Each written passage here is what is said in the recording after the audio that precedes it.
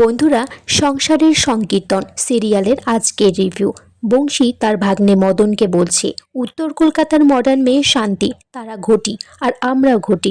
যতই হোক আমার শ্বশুরমশাই এই সম্বন্ধটা দিয়েছেন, এই বিয়েটা আমি দেবই। মদন তো নানা রকম কথা বলে বিয়েটা ভাঙার চেষ্টা করছে। এদিকে জয়ন্তকে জিজ্ঞেস করছে তার বাবা এই বিয়েতে সে রাজি কিনা। জয়ন্ত হ্যাঁ বলেছে। ফোন আসে ওই বাড়ির দাদুর খুব শরীর খারাপ, আসলে তিনি নাটক করছেন যাতে বিয়েটা তাড়াতাড়ি দেওয়া যায়। সবাই মিলে সেখানে গেছে এবং দাদু শয্যাশয়ী হয়ে বলছে আমাকে স্বর্গে কৈফিয়ত দিতে হবে। আমি স্বর্গে গিয়ে জয়ন্তর মাকে কি বলবো যে আমার নাতনির বিয়েটা আমি দেখে আসতে পারলাম না।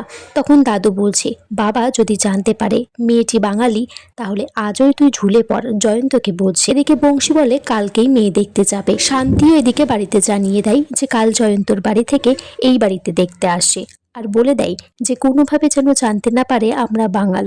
বংশী এদিকে তার স্ত্রীর ছবির সামনে দাঁড়িয়ে বলে যে আমি ঠিক ঠিক সিদ্ধান্ত নিয়েছি তো ময়না। বংশী এদিকে শান্তিদের বাড়িতে গেছে। শান্তি এদিকে জয়ন্তর কাছে ফোন করে বলে যে কাল থেকে নতুন যাত্রা শুরু। এদিকে অনেক খাবারের ব্যবস্থা করা হয়েছে।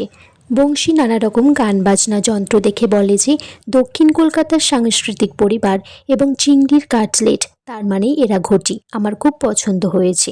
বংশীকে প্রণাম করতে বলে। শান্তি বলে আজ নয়, যেদিন মন থেকে শ্রদ্ধা আসবে সেদিনই প্রণাম করব।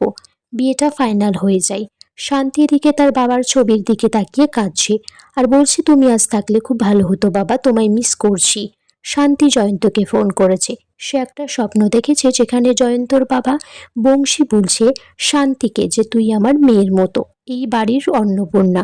জয়ন্তও বলছে মনে মনে সেও একটা দুঃস্বপ্ন দেখেছে যেখানে তার বাবা বাঙাল বউকে রাখবে না এই বাড়িতে, কিন্তু বউ হিসেবে শান্তি এই বাড়িতে তার শ্বশুর ঘটিকে রাখতে চাইছে।